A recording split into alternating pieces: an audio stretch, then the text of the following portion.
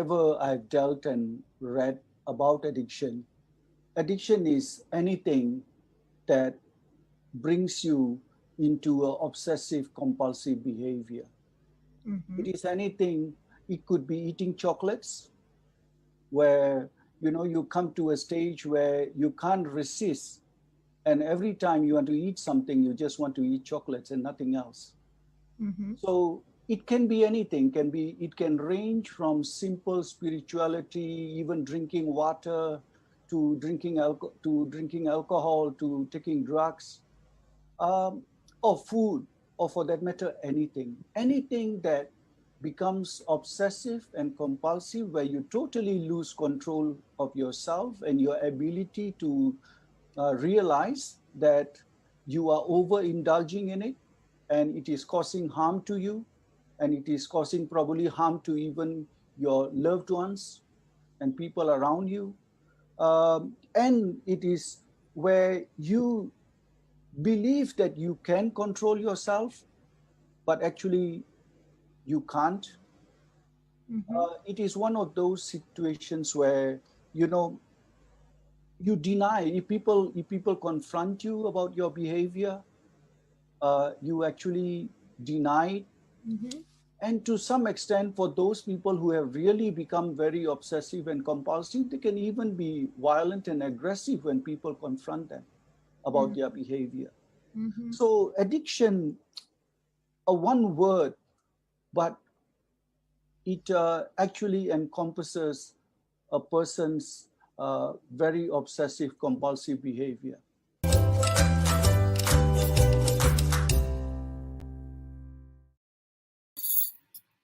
Hi, good afternoon. This is Malar from Hearts and Minds Development Center.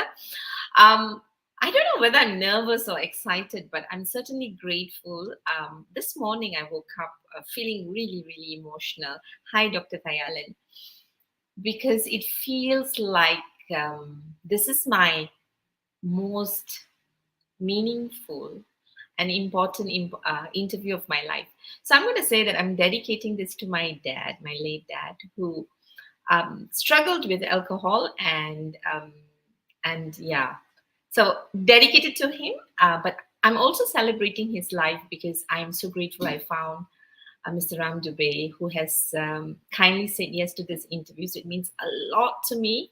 And I also dedicate this to my friends who confide in me, my relatives who confide in me with their addiction. And without much ado, I am going to bring Mr. Ram Dubey. And yeah, I hope I can think well. So let's welcome Mr. Ram Dubey. Thank you, Malar. Hi. Nice to see you. Yeah, thank you for saying yes. After a while, so very quick introduction. I met Mr. Ram in a program.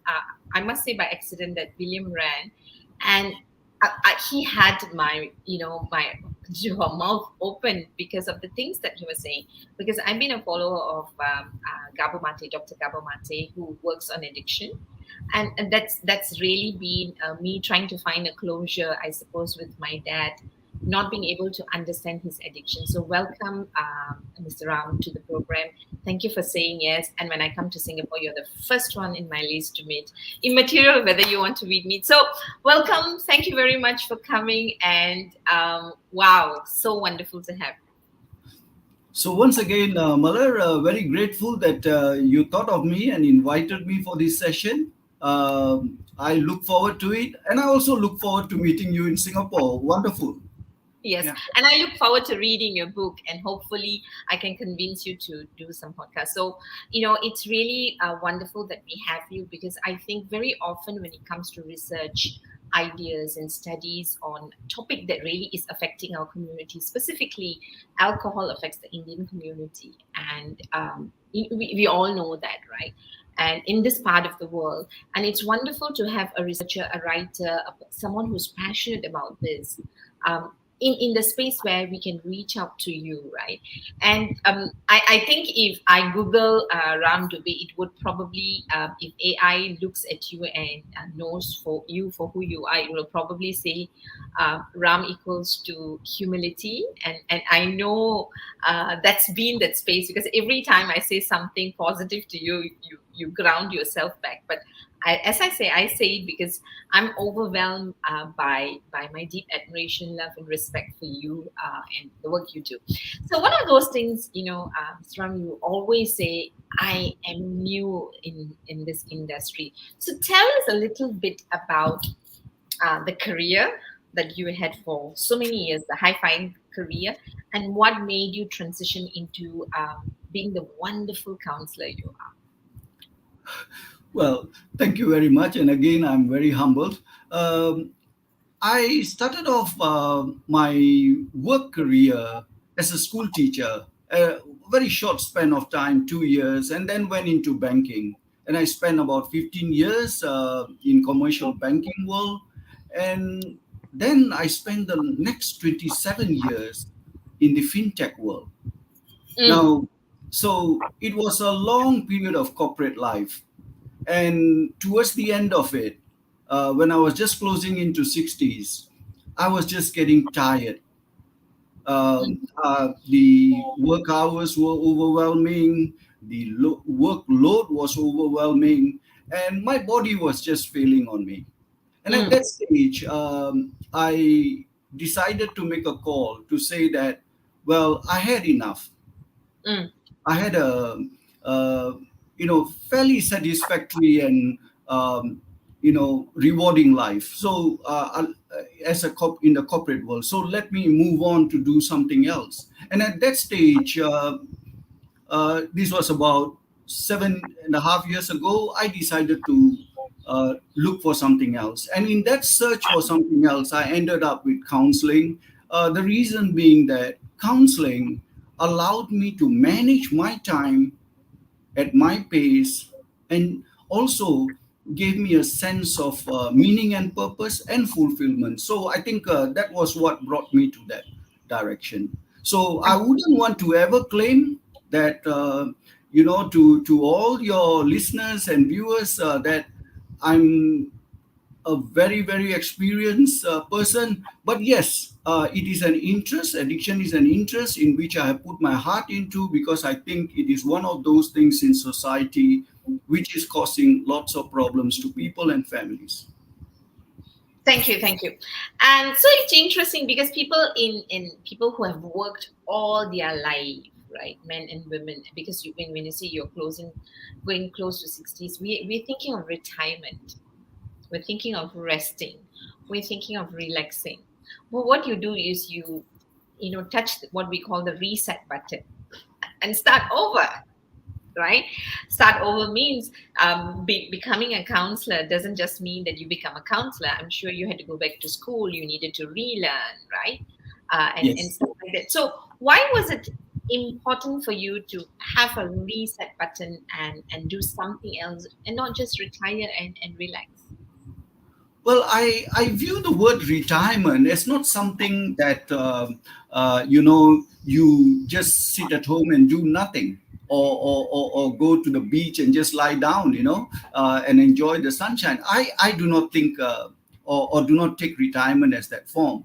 I take retirement as another phase of life where you have done enough for yourself, your family, and your loved ones. And that's about the time that you say, okay, let me move on forward, and let me see, can I do something else? Can I be more helpful to maybe the community or the society? And but do it at your own pace.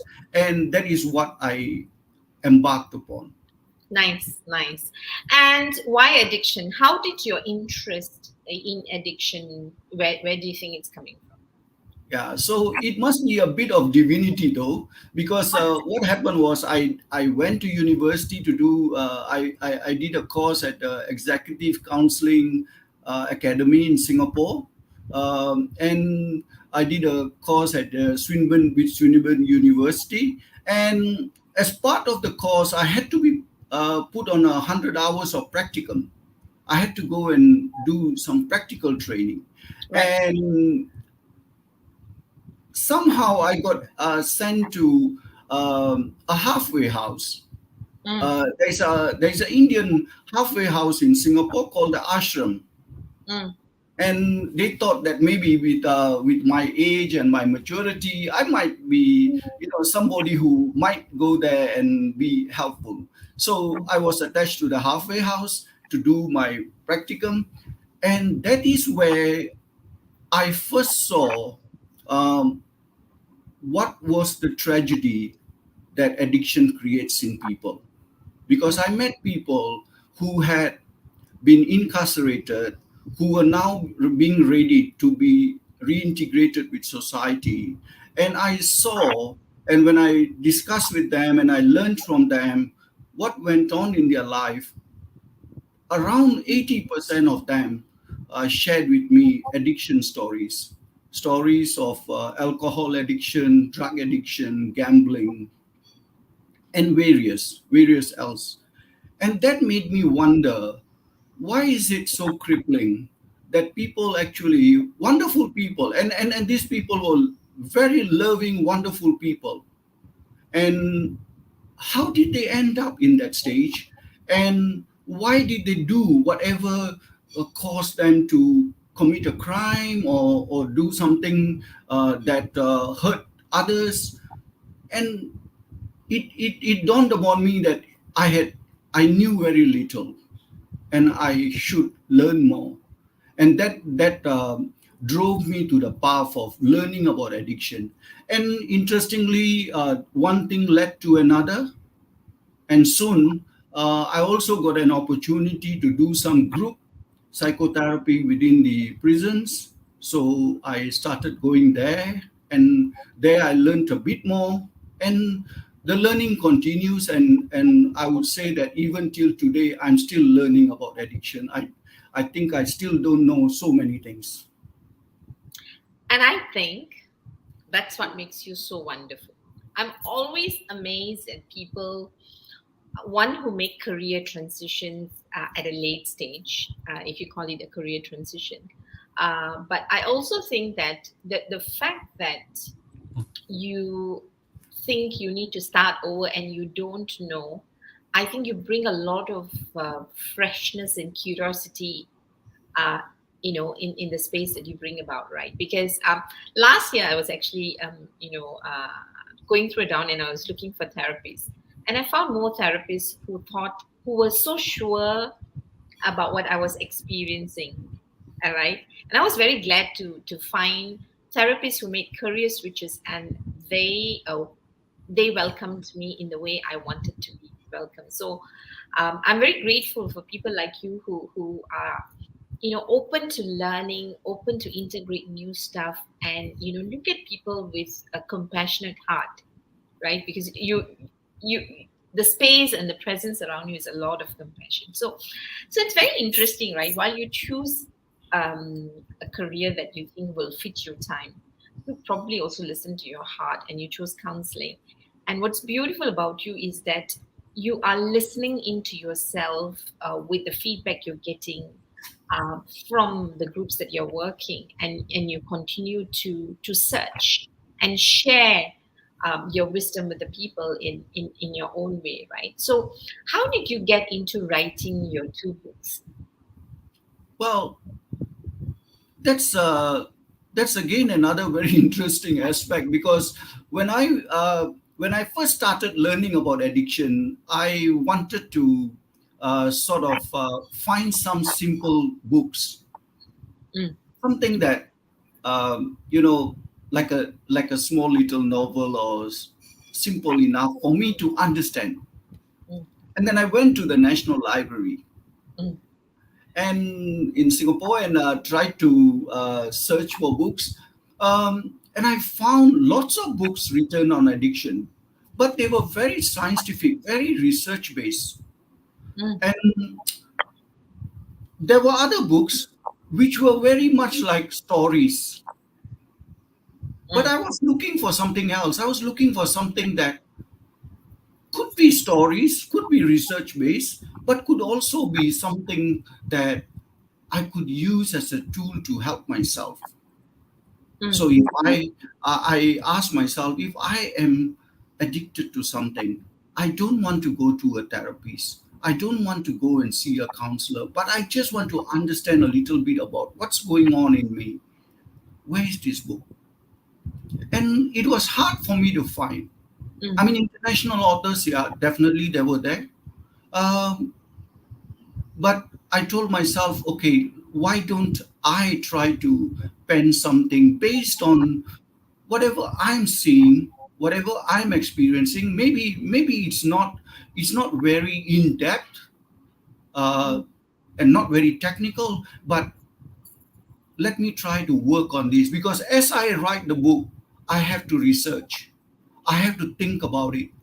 And that brought me to actually put my knowledge in a concise form so that I can help myself and I can help others. And that was what drove me to write books.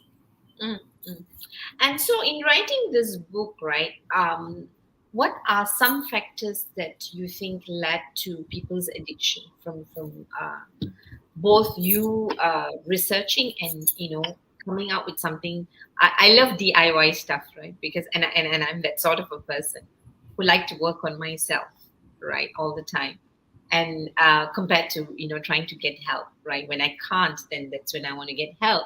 So I think it's fantastic that you're doing it, because I think one of the challenges is really if I do have an issue, whether it's mental health or something specific as addiction, we all know that because of how we feel the reaction of the public would be, we still hide in shame, right? And there's quite a bit of work that needs to be done. So books like yours will really help people who want to recover and who want to do it their own way in their own time, right? So that's fantastic. So are there some things that you found in the book that you can share with us, as what are maybe the top three factors for people who are listening that has led people into addiction? Well, one of the first thing that I realized when, especially, okay, so what happened was I was going to the prison to do counseling, and in Singapore, if you are caught for consuming drugs, you are put into the drug rehab center, and that is where I went and did this group psychotherapy. And I learned there that a lot of them had that feeling that if I don't take drugs, maybe there is some other substitute that I can go to, and that substitute is called alcohol. Right. And I remember faintly when I was doing the course being told that actually alcohol is a drug. So it, I told myself something is amiss here. People who are already addicted to one substance are thinking that this is illegal, so I am able to stop it, and maybe let me go to something which is legal, which is alcohol. And that prompted me to start researching. Actually, my initial intention was to write the second book. The second book is on drugs, and that was my first intention. But actually, after listening to a lot of people and realizing, hey, no, it might be better for me to work on alcohol first and understand about the intricacies of alcohol first. And that brought me to research on alcohol. And I found that alcohol is a hypnotic sedative drug. It is a depressionary drug. It is ethanol. It hardly emphasized, but it has all the elements of any other illicit drug. Right. It's just that it is it is packaged so well. It has been from time immemorial been available. It is socially so acceptable and celebrated. And people don't give a second thought to it. Now, the fact is, alcohol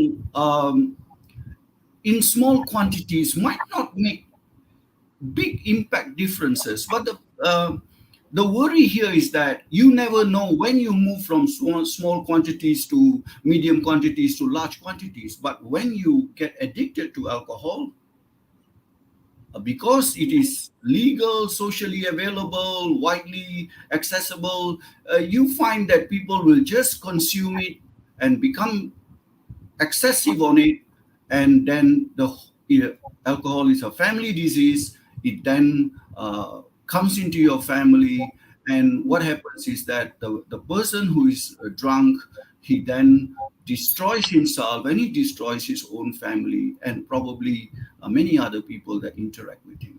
And that was one of the first few things that I realized. And then I also realized that it costs more than 200 over. It's a causal factor for more than 200 over diseases. So, so many diseases are linked to alcohol. Wow. We get that mistaken impression that if you take a little bit of alcohol, it's good for the heart. But research has debunked it. It's not true. So, in fact, it is not good for your brain and neither good for your heart. And then the other thing I realize about alcohol is that it is not one of those, when you get addicted to it, you actually will struggle to quit it. And so it is one of those things that once it captivates you, once you get addicted to it, giving it up is a tough call. So, yeah. So those were the three major factors I realized. So that's interesting. I mean, you're saying things that I probably have a bias for, right? I have a bias against alcohol. So whatever you're saying is exciting for me. It's like, see, I told you so, and Mr. Ram has said so. But we also do know that while we're talking about addiction, now that we are focused on alcohol itself, and you've said it loud and clear, it's not good, guys. Okay. A lot of us, and I think what you've said is really important because I think when it comes to drugs, because it is illegal, it's so easy to talk about it and to say that I can't indulge myself, right? But we are looking at a lot of addiction, which is what I call celebrated, that is sometimes associated with success. Alcohol is one of it, right? It's not just the only thing, but it's one of it. Now, I meet a lot of people who say, we're social drinkers, chill out, it makes me feel relaxed and stuff like that. How does one know that? I mean, beyond the health impact, right? Those who are caught in the space of social drinking, right? I'm sure most people get onto habits knowing that they believe they have self control, Yes. and at some point, when they're unconscious, we cross the line. Sure. And sometimes we cross the line and we walk so far that the return back is just too difficult, too painful, right? So if there are people who are listening and who are pro alcohol and who say, I have control and I have social drinking, how do they know when they would be crossing the line? Are there any indicators? Well, there will be physical signs, Mm. there will be behavioral signs, Mm. there will be psychological signs, there will be surrounding environmental signs. So let's go about the physical signs. When you will know that something is going wrong with you when you're oversleeping, undersleeping, your eyes is puffed up, your body is no longer physically active, you can't manage your own health, you get health issues coming up. Now that's the first few signs. Yeah, and you can observe that yourself, right? Mm. Not being able to get up, not going late to work, so then you get those environmental signs, you start affecting your performance at work, your studies, family relationship, communications, uh, you know the list can go on. So you can observe that you get into more quarrels, your mood swings are more erratic. You start saying things which you normally don't say. So Mm, physical signs, and then your mental state. You can't think clearly. mm, You err in judgment. mm, You make mistakes too often. mm, When we all make mistakes, but here you will make mistakes too often. You get into problems, you get into accidents, you get into legal disputes, you get into commercial problems. So a whole host, because of your mental state and your lack of clarity and your lack of ability to control yourself, you mm. are you end up on the road of causing various kinds of disasters to yourself. So you have physical, you have mental, you have um, you know other challenges, like you start having distancing yourself from your regular habits. Like you might be a sports person, but then you start winding that down. Yeah, you might be a very family kind of person who goes to family function, and you might start avoiding that because you start engaging in your drinking. So Right. yeah, these are obvious signs. There will be obvious signs to that person. But I must warn one point.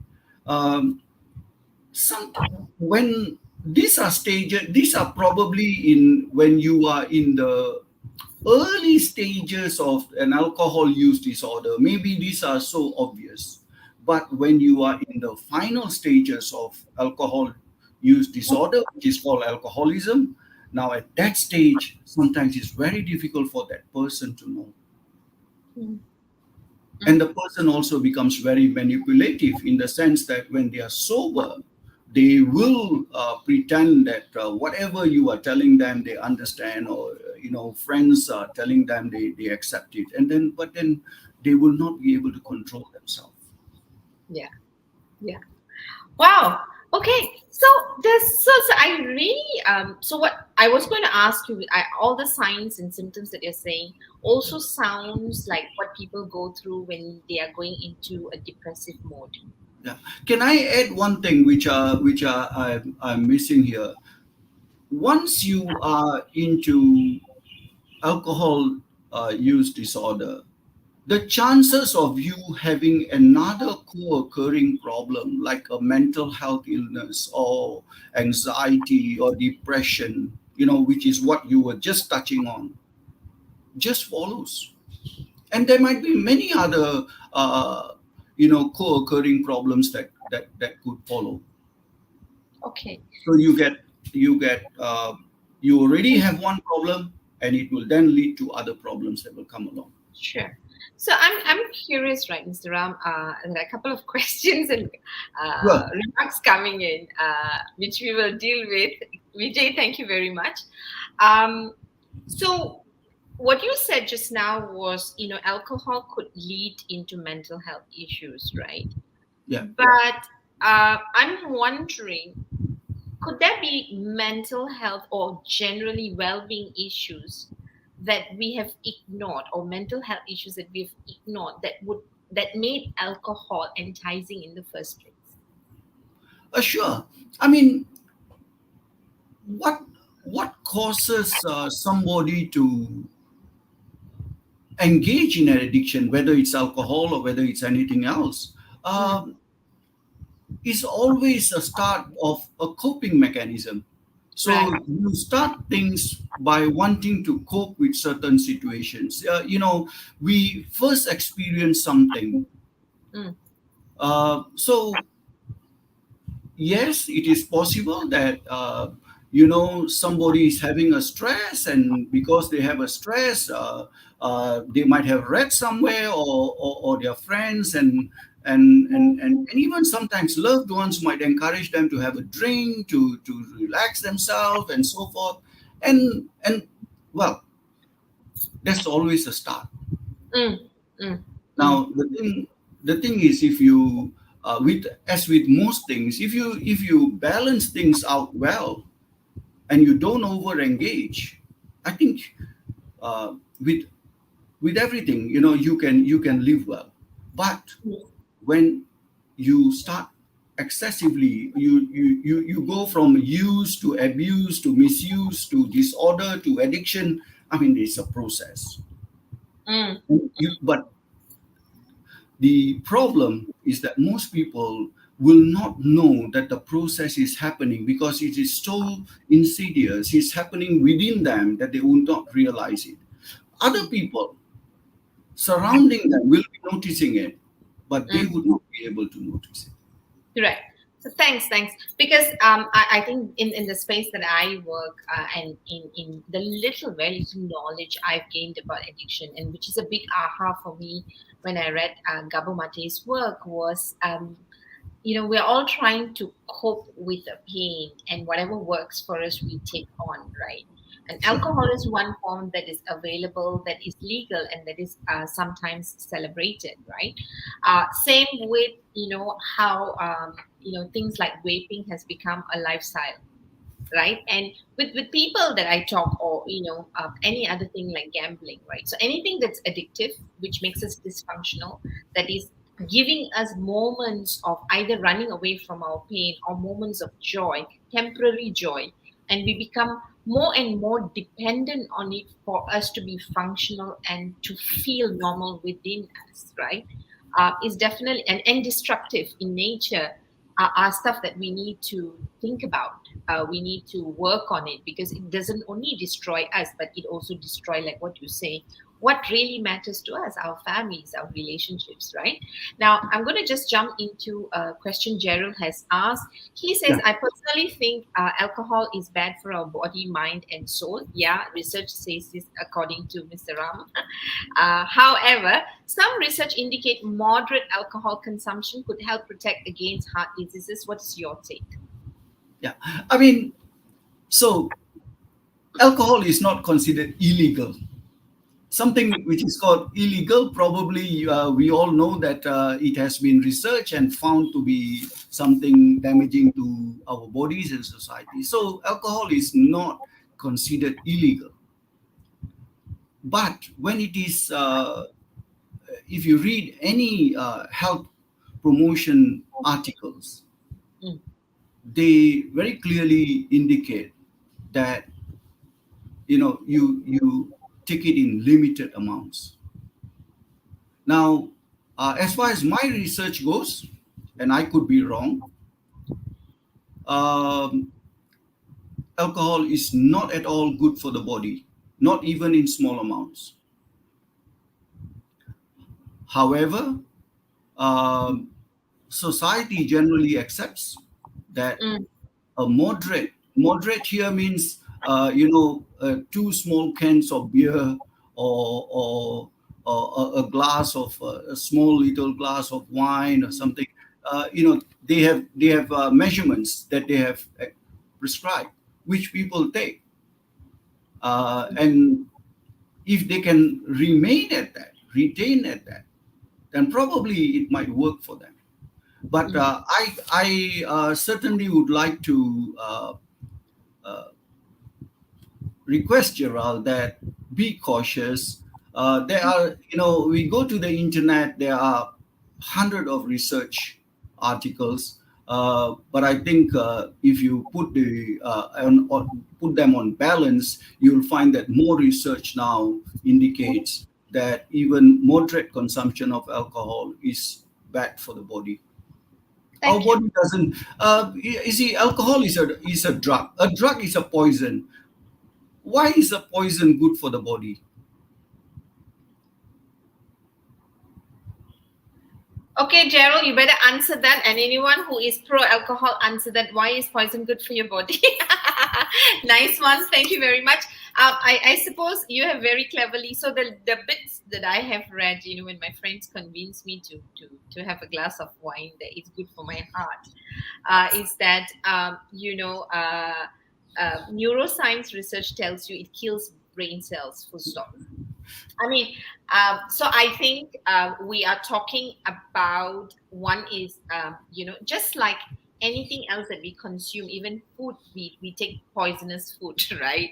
Food that's not good for our health because it feels good, it is celebrated, and it's the thing to do, right? So I would like to believe that if you look at science, we know it's legal, but we know it's also not good. But then you make a choice to take a bit of poison that won't probably affect you in the long run.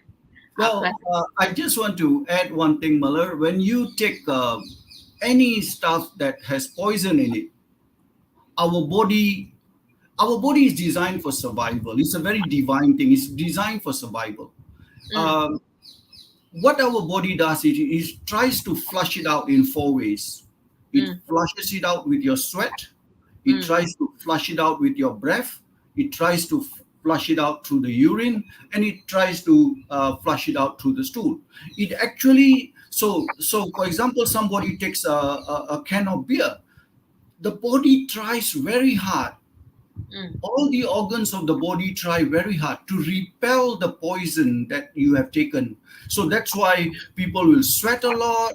They will they will urinate a lot, or they might go and pass the stools, and their breath will have that sense of the thing. It actually is your body repelling whatever you have taken. So our body is not designed to take any poison. I mean, we take it because, well, we sometimes don't know that there is poison in some things, or some medications have it and so forth, but our body doesn't want it. It actually repels it. Thank you for that. So what you're saying is that these are the ways the body is coping, and this is what we are putting our body through when we take on You're whatever that stressing it up. is unhealthy, because we are stressing our organs to work harder to expel the poison out of the body. Just like it happens when we eat food that's not healthy, or when you have food poisoning, for example. It's the Yes. same. And now you're doing it with alcohol. So it's not just about alcohol, but because we're talking about addiction, we're talking about alcohol in specific. But generally, whenever we put in poison, you put your organs through a lot of stress to expel that, and that stresses not just your body organs. It's detrimental in the long run. Yeah. And Gerald says he totally agrees with you, which is good. Alcohol is poison. Okay, good boy. It won't kill you, but will affect parts of your body slowly but surely, right? Now I just want to read a comment from Vijay. Vijay, thanks for joining us. He said too much of negativity is no good. I feel down just listening to all of that. So Vijay, I want to respond to this. I don't know what you meant by negativity. If it was Mr. What you call it, Dubey telling us the effect of alcohol. I think he was just stating some facts, and I just wanted to say that to you. But thank you for agreeing that drug alcohol addiction is a crime against one's loved ones. Drink driving is equal to pointing a loaded gun to other road users. Thank you for saying that. Now, Nate, Kumar, before I go to Nate's question, Vijay is saying something. As with any addiction, gambling, for instance, seek help and you shall find good help, professional help. Otherwise, things will get a lot worse. Thank you, Vijay. Now, before I go into Nate's question, right, Mr. Ram, I want to just check in with you, right? We've spoken quite a bit on alcohol. I think drug, alcohol, people are kind of clear, right? But this is also the month where we celebrate International Women's Day, right? I can say this, maybe you can't say this because I'm a woman, right? And one of those things I realized. Congratulations. Congratulations. My mother is a woman. My wife is a woman. My daughter is a woman. So why not? Nice. Thank you. Yeah, but one of those things that is coming on with women's liberation and equal rights and we can do whatever we want to do movement, right, is also consumption of alcohol, right? So do you have any research or number as to where women seem to be heading? Because and I'll tell you, I don't have research, but I enjoy Indian dancing, so I go to Indian pubs, right? So 20 years ago, when I go to Indian pubs, I will see bottles with men around, few girls accompanying, and we're on the dance floor. Yeah. Today, when I go to the same Indian pubs, I see bottles, all women, right? So what's the trend that you have seen, or that you can tell us? Well, good that you asked that question. I mean, yes, there is a rising trend. Mm, Um, I mean, ordinarily, the addiction that most women suffer from is eating disorders. That's the most common one okay. because of the the cultural nuances to do with women.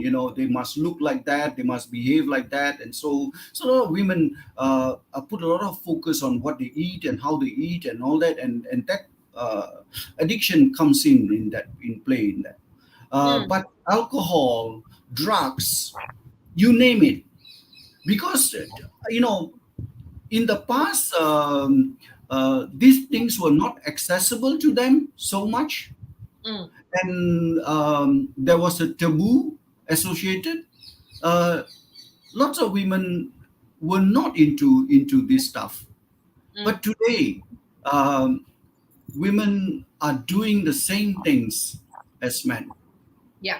in terms of work, in terms of business, in terms of everything else. So what happens is they also begin to get influence, and they do get indulge in those similar things. Mm, So I wouldn't say that there is any addiction mm, that today women are not engaged in. mm. They're all engaged in it, but um, society, the paradox here is that society looks at women and women's addiction as something different. If a man is drunk, it's not so severe, Yeah. not taken so severely, but if a woman is drunk, it is taken very badly. Mm, That's number one. The mm. risk that women face from the addiction is so much higher, because remember, uh, uh, women are, you know uh, mothers. Women bring newborn babies to this world, so they get addiction affects those things. uh, Men sometimes use drugs, use alcohol and all that too, for their own promiscuous behavior, Mm, and also to get uh, you know, uh, women to get drunk and then take advantage of them. mm, So women are faced with many difficulties as regards to addiction. mm. I don't know whether I answered your question directly, but yeah, my research shows that today women are taking to alcohol, taking to drugs increasingly. They have not reached the same level as men. Men are still if you talk about alcohol, men are the number one leaders in that area, but the women are quickly catching up. Thank you, thank you.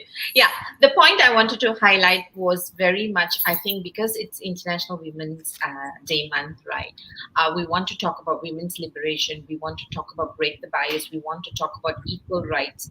But I Yeah, think as women, we also want to be very focused on keeping it in the healthy, good part, which is good for us, right? And not right. get carried away. Because now I think in the past, if we had vices, we probably kept it under wraps. Number one, number two, because of the pressure, and also economically we were not so independent. So today, so yesterday, if I wanted to drink, I probably have to take money or ask money from somebody, right? But today it's my money, right? So Who are Yes. you to tell me how I use my money is a new thing, Sure. new liberation that we are all experiencing, right? Yeah. And I will say this to you because so while it may not be recorded, I think it was about 2 years ago. I had a very close friend of mine who was addicted to alcohol, and it was so bad and so heartbreaking. And we were looking for a rehab center in KL. I personally called up 20 rehab centers for women, and they were all full. They couldn't accommodate her. And the only ones that might consider accommodating her were the very high end ones. Even they were full. All right. That's when it really shook me, right? Because we can't say women are not addicted. It's good that they are getting help, perhaps, right? But to know that all the rehab centers were full is I still can't comprehend it. Yeah, and Yeah. And it's so interesting. yeah. It's interesting that you share that because my research shows that women are less forthcoming to seek help, Mm, mm, especially for alcohol and drug addiction. Men seem to be ready to seek help in that area, right. but women are more reluctant Mm, because of the society stigmatization. There is stigmatization for both, but sure, the stigmatization that women face is much higher. sure, sure.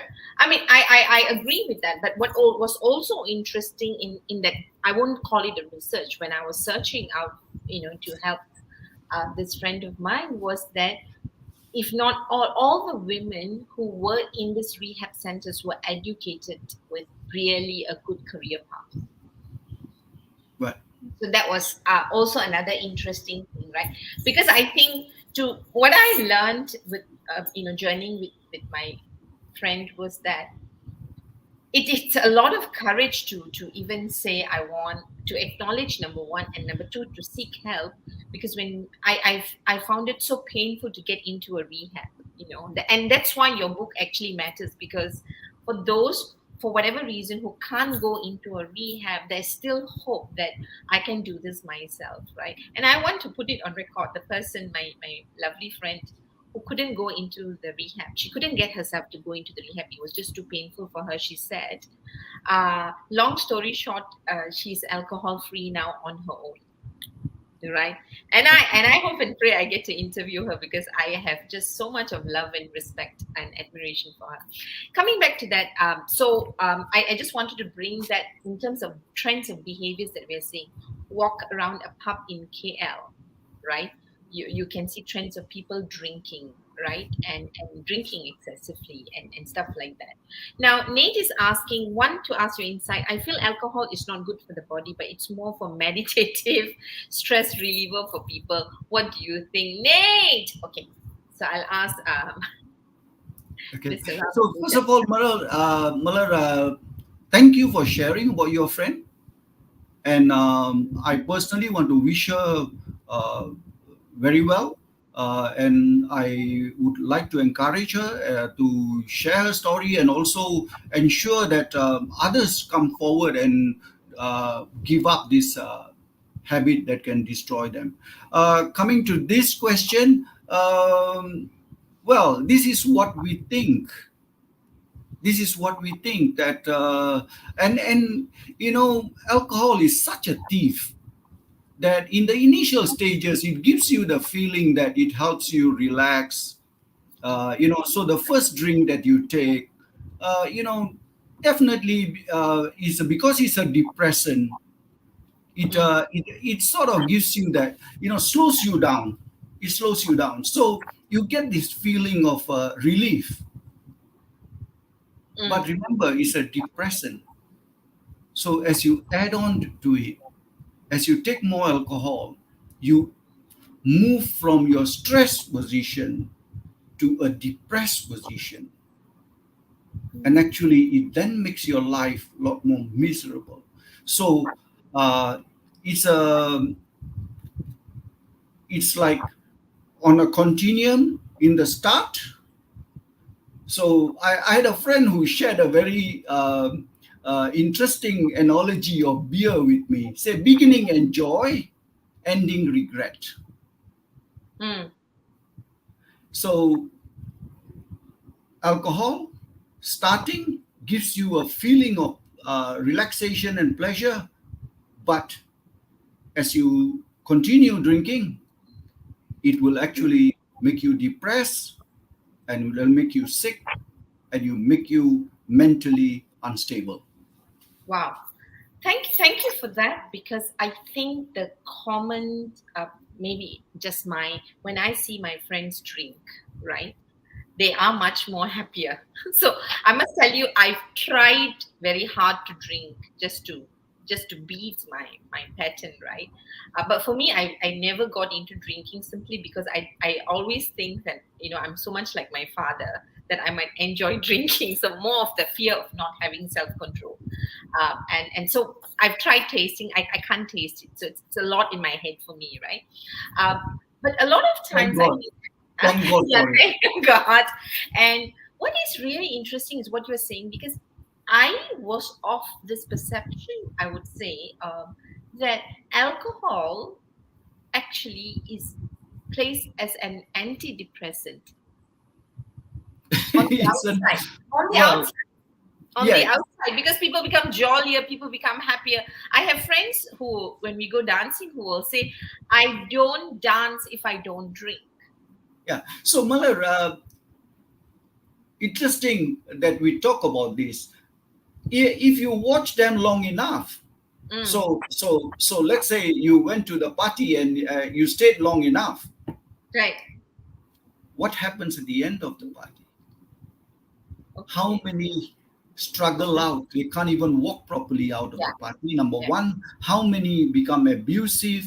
How Mm. many become get into quarrels? The start of the party will be fun, will be joy, and as the party goes on and on, they lose their inhibitions and they can't control themselves. They will start saying things. If it is a man, he will start becoming promiscuous. He will start saying all kind of things which are not nice. And if it's a woman, she will actually become very much more flexible, much more open to talking with people, and it become very flirtish and so forth. So the characters will start changing as you continue drinking. Mm. Mm. So knowing when to stop, you know so earlier there was a question, right? I mean, knowing when to stop and saying that this is healthy for me, just, but how many people can stop at 2 cans of beer Right. and say, I'm stopped, I'm not Right. drinking anymore? Right. Nice. Because then you will be enjoying it, because it's just given you enough depression. So it's a depressant, so it just gives you enough depression to make you feel relaxed. Okay. And then once your body flushes it out, you're back to normal. Right. But Wow. That's a lot to process, that it's a depressant, but I'm actually celebrating that information, because now I can go and tell on my face. Mr. Ram Dubey said it. I'm curious. Is a therapist. In fact, is my celebrated therapist. She's asking a question. Would love to hear Dr. Dubey's advice perspective to loved ones of someone in the early stages of addiction. So we're not talking about the person who's addicted, but the loved ones who are trying to talk sense into it, because we think it's a logical thing, right? What are they doing that is harmful? That means, if I know someone is in any form of addiction, right? What advice would you give me as a family member to support and help, right? What are they doing that's harmful? What can they do to help? Thank you, Dr. Dubey. She has already promoted you to be Dr. Dubey. So, and Malar, for raising this into our consciousness, I will return later. Much gratitude. Yes. So, yes, what should we do? What shouldn't we do when we want to support someone who's addicted? so first of all, thank you for this question. I mean, the early stages of someone, the early stages of addiction are noticeable to the family, right? Just like you asked the question earlier, where how can a person know how their addiction? The same thing, but it is more vivid because a family will know that somebody's ordinary behavior is changing. Mm. Mm. uh, their sleeping habits, their working habits, their studying habits is beginning to change. Right. The performance will change. Right. They are also their mental state. They if they are schooling, their school things or their performance is not is going to deteriorate. If they are working, their work performance might the performance might not be up to the mark.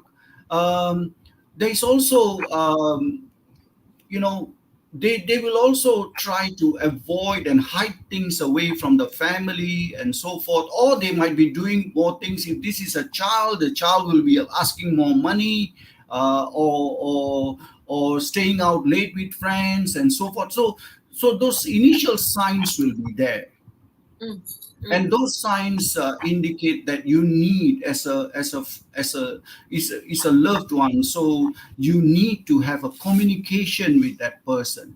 Right. Now, having this communication with the person is, I think, the most important point, because you need to find the right time, the right place, and the right confidential and private setting with that person, so that that person doesn't feel like as though you are accusing them, you are stigmatizing them, or you are threatening them or something like that. They must feel safe and trustworthy to share their problem with you. Because remember, somebody who is engaging in this thing is doing it because of either influence of friends, or either they found some relaxation in it, or they found some, or they are having some pressure, or they are having some pain. Something is going on, and that's why this person is using this addiction, or this stuff, whatever it is, whether it's alcohol, drugs, or cigarettes, or food, to cope with that situation. Right. So having that uh, trustful, loving, compassionate conversation with that person, and trying to understand the person, and then possibly encouraging the person to seek help. Mm. Uh, it's sometimes in the initial stages, people are ashamed to seek help. Mm. They feel embarrassed. Now, to bring them along, to follow them, to encourage them to seek help, and get them to talk their problem. But at the same time, a lot of families make a fundamental mistake. Like, for example, I share with you real situations where a parent talked to me about a child's addiction, early stages, okay, starting to take alcohol or smoking cigarettes and all that, and then asked me whether they could sit in the counseling session with the child. Mm. And my response is no. Mm. You can bring them in the first session and Mm. introduce them to me, Mm. but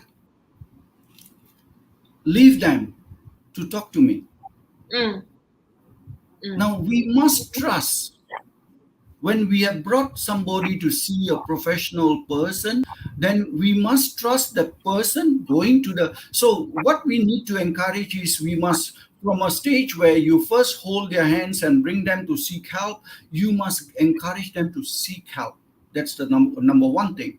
And the second thing we need to do is to then respect the privacy of the person, because Mm. the person is speaking to the counselor or speaking to the psychologist or whoever. The person is sharing out, and possibly one of the problems could be their loved one, could be their family member, could be their parent, and because of that they might be doing something. So how are they going to tell you when you are present in the session? Mm. So learning to, first of all, communicating with the person, sharing with them that you are there for them, you want to help them, but at the same time, making sure that you don't enable them If they're asking you more money, they're asking you to let them sleep over somewhere or stay over somewhere. Now those things are, so you need to set boundaries, you need to set proper boundaries and say this is what you will get and this is what you will not get. Mm, mm. And I also think that in the initial stages, if people are not listening and you identify that they are doing something wrong, let them fail, let them suffer a little bit, because it's important that they realize that you are not going to help them if they are going to continue to make mistakes. So they need to come to that recognition, right? That Sure. they want help. While we can point it out to them, it is their journey. And what I'm hearing from you again and again is that I think we need to look out for patterns, change in patterns. So when we are healthy, we have certain patterns in the way we are functional and in the way we relate in relationships, right? Yes. And when we begin to have stress, whatever that stress is, and we begin to get into habits that helps us to cope, our patterns also shift to become Yes. more dysfunctional in terms of relationships, right? And Yeah. dysfunctional in terms of the results that we are able to create, which then affects our esteem and a whole load of other things, our Yes. interaction. So observe for patterns, and the faster we are able to detect and be able to be in a safe and trusting and respectful relationship. I find respect is most difficult because when you look at someone falling through, right, and they're behaving so badly and they're getting into more and more trouble, that's when treating them with respect, for me, that was so difficult, right? And that's what we need to remember, because the moment we withdraw the respect from them, that they're not going to feel safe, they're not going to talk to us, there's no way we can actually reach out to them, is what I'm hearing. Yeah. Yeah. Okay. So one question, we have got 10 more minutes. I'm going to spare you from rapid fire because I want to draw a bit more from you. I'm greedy. Gerald has asked, based on research, what would the most critical factor be in addiction? What will be the most critical factor in addiction? I mean, there is no one single factor. Mm, Scientists, researchers have said there is genetics. These are risk factors. Huh? These are risk factors. So it doesn't mean that just because somebody's family, somebody has been taking alcohol, means the family members will definitely take alcohol. No, it's just risk factors. So there are genetic risk factors. There are social risk factors, by which I mean they are the environment in which this person operates in, and then there are influences. So this influences the environment, the genetics, the age profile of the person. So it can be a multitude of factors. There is no one. So to answer that question, there is no one factor. mm, mm. It is a group, and in fact, no research has been able to point to and say this is the reason. Mm, So it could mm. be genetics, could be cultural, could be social. In some societies and some cultures, for example, alcohol is encouraged. So you got somebody in that society or that culture becoming an alcohol addict. I mean, it happens. Yeah. So can I ask you this this question? So there are many factors, right? Because Yes. there are many factors, and so the little that I know, I've read with both Gabo Martin's work as well as I think there's another family therapist that we bring in, Darren Woods. Now, what he said is that, so we inherit DNA, and if our DNA has got alcohol addiction, if that alcohol addiction, so in your DNA, just like diabetes, just like any other DNA you inherit, um, number one is what you eat, what you have in your system, and the interaction with the environment. So if you're in an environment, you're brought up in a way to be educated and eat healthy, right? That means you grow up with healthy self-esteem. right? Without much major trauma, right? That means without much pain, where you're not seeking pain reliefs that is available to you, then it's fine, right? But what happens is that when you have it in your DNA and then you're exposed to any form of substance, and your body, from the generational cells you take on, already has a particular way of responding to it, and you expose yourself, that's when it's a lot more easier to get addicted, is what I understand. And it is just like anything else, right? So the same thing with diabetes, right? So if you say you inherit the DNA from your parents, that's because you don't change your lifestyle, you don't eat differently, you don't educate yourself, you don't do a lot of things, and you grow up eating the same type of food in the family, right? And that's how it interacts. But there's also this idea of trauma, right? Trauma and extreme levels of stress that leads into pain reliefs, seeking pain reliefs. Sure, And that's the work of Gabomate, right? And sure. what would you say, like, are there, so would you agree with me rather, right, that whenever we seek relief, unhealthy relief, right, whenever we seek unhealthy relief, because the pain is very emotional in nature, so it's very difficult to point out in an x-ray or a scan, right? But it's pain, only you know the pain.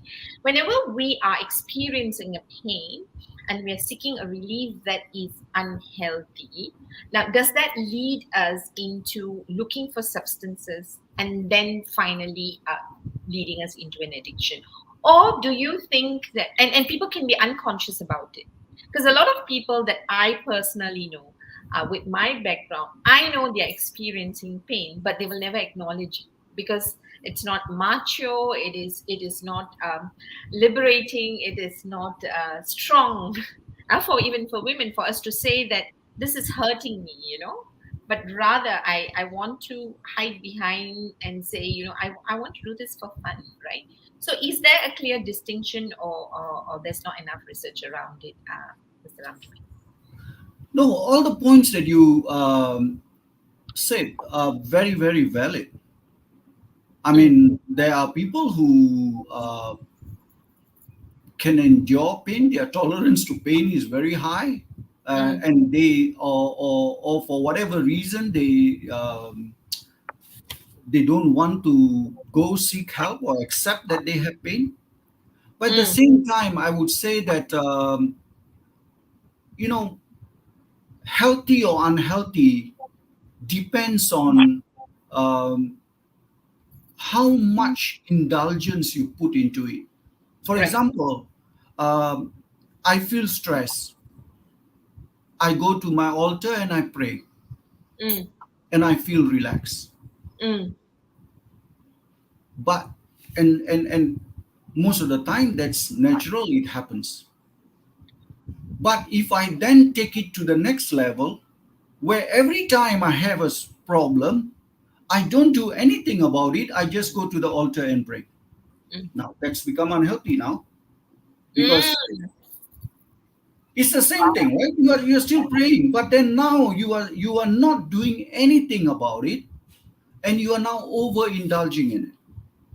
So I'm very cautious about what can go healthy or what is unhealthy. Healthy means you keep a holistic balance. And actually, in one of my books, in the From Drunken to Driven, I actually shared that a holistic balance means you a good successful person should balance himself with a bit of spiritual things, uh, looking after their physical health, exercise, food, and sleep, and so forth, looking after their emotional health, making sure they listen to music, they take part in music, or do arts, or do some of the things that relaxes our heart, right? Mm, And then do relational things, talk to friends, have good loved ones to talk to, communicate, working colleagues, work, keep yourself engaged, and so relational health. And then finally, mental health. mm, Make sure that you exercise your mind a little bit, mm, meditate, read books, write once a while, and so forth. So balance yourself over these five things. What happens in our life is that when we are excessively engaged in any one of these areas, we then put ourselves into pain, and then we try to seek alternative relaxation, and then we stress ourselves and we find coping mechanisms, and then the cycle just continues. Nice. Thanks. So we said, we there's a physical, emotional, mental, and relational aspect of us, and we need to know what's the balance that we need for us to lead a good life. And we can only find out what balance means to us if we are in touch with who we are and what we really want in our lives, right? So thank you for saying that. Very quickly, I know I only have 1 minute. I might stretch it, but very quickly, two questions that I think is extremely important is Nate is asking, how do you speak to someone who's in denial of some addiction? Or can you even? Very good. No, you must never give up. You must always be kind, and you must always be caring to people who are suffering from addiction. Yes, they will have denial, but they are not in denial all the time. Right. There will be times where they will realize that they themselves have made some mistakes, or they themselves are faced with some difficulties, and that's the time. And not to deal with them when they are either intoxicated or when they are in the process of the addiction. Not to deal with them, but find that sober time, find that period of time where they are calm, and there will always be that moments in a time of association, and use that time to talk to them. Thank you. So the right time, don't give up, stay hopeful, but during this time we are staying hopeful, look out for the pockets when they are able to listen well and they are rational. Yeah, and most important, don't shame them, don't rebuke them. Yeah. Treat them with love, but tough love. Okay. Have love, but also have boundaries, is what I think he mentioned just now. Second last question. Muhammad Fadil says, insightful discussion. How can we educate the young better on the dangers of addiction? Use teaching moments. Your press carries it. A lot of media carries about cases, about stories, about people who get addicted and get into difficulties. Use teaching moments to help the young realize that the dangers of addiction and what the addiction can cause.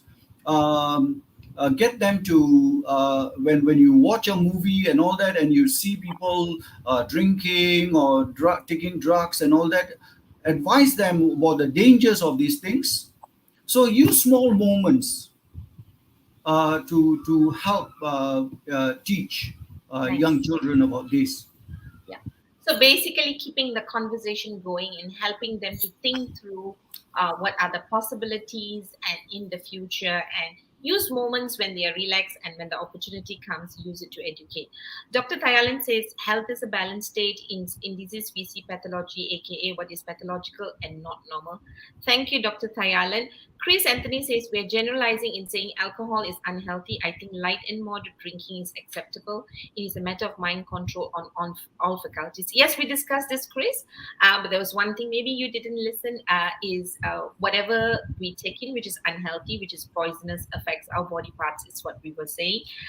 And it's our choice, not just with alcohol, but whatever we take in, we know the impact it has on our body. And the conclusion is alcohol is not good for the body. Moderate, not moderate, control, no control, those are personal choices, is what we discussed, Chris. But thank you for reiterating that. I'm sure that you have many people who will agree with you. All right. I know it's time's up, but I want to ask you this last question, because I want to hook you up and say, please come for our session again. Now, because we spoke a lot about alcohol, because that's been a lot of your work, all right? We haven't gone into drugs, but there are other forms of non-substance addiction, like gambling, like pornography, right? Yes. Because they're also going up with free use of internet, especially with young people, children who are exposed to all of this, with and there's hardly any control parents can actually put in because they're smarter than the parents, right? Yeah. Now, is there, because it's not substance, we may not be able to see them consuming it, and some of these are free. Pornography is free, right?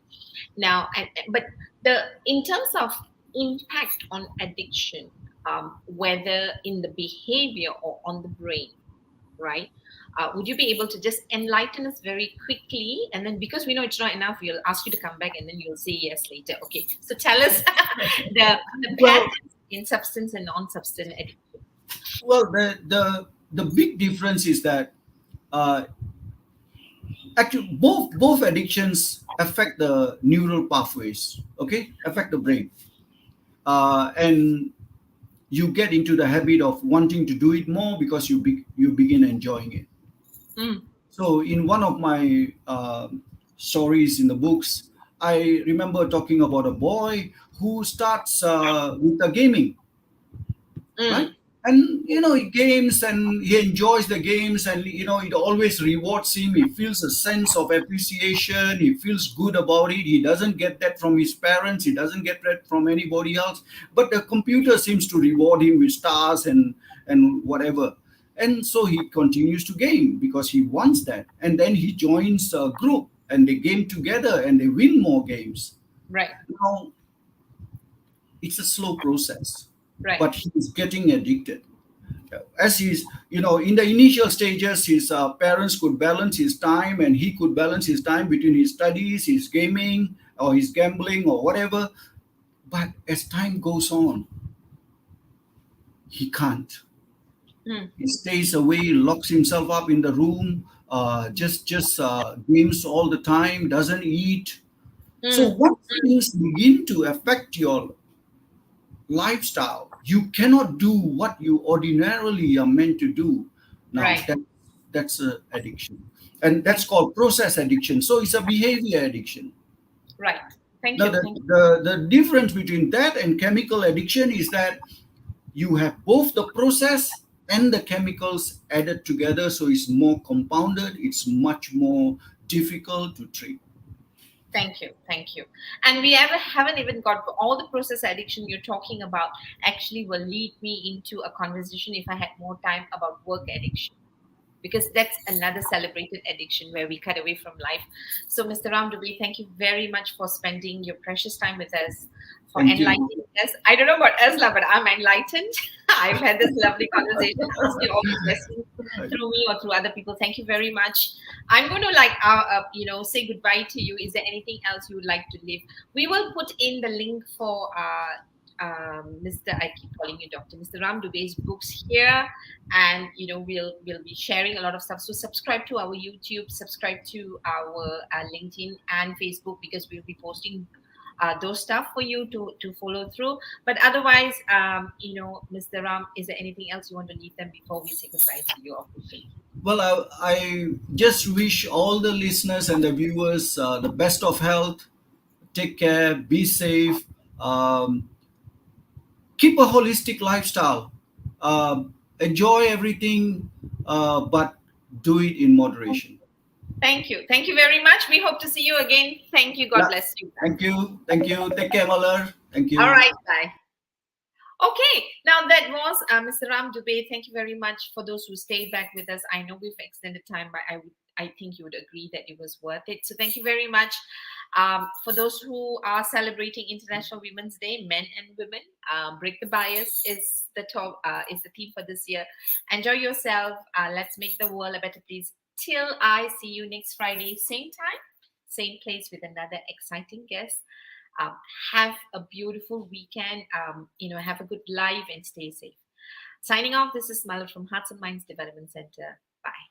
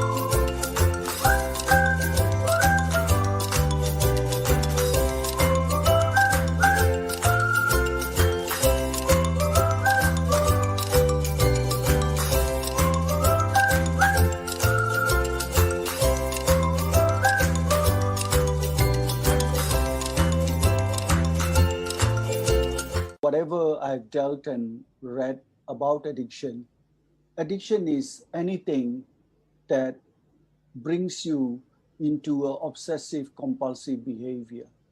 Mm-hmm. It is anything, it could be eating chocolates, where you come to a stage where you can't resist, and every time you want to eat something, you just want to eat chocolates and nothing else. Mm-hmm. So it can be anything, it can range from simple spirituality, even drinking water, to drinking alcohol, to taking drugs, um, or food, or for that matter, anything that becomes obsessive and compulsive, where you totally lose control of yourself and your ability to realize that you are overindulging in it, and it is causing harm to you, and it is causing probably harm to even your loved ones and people around you.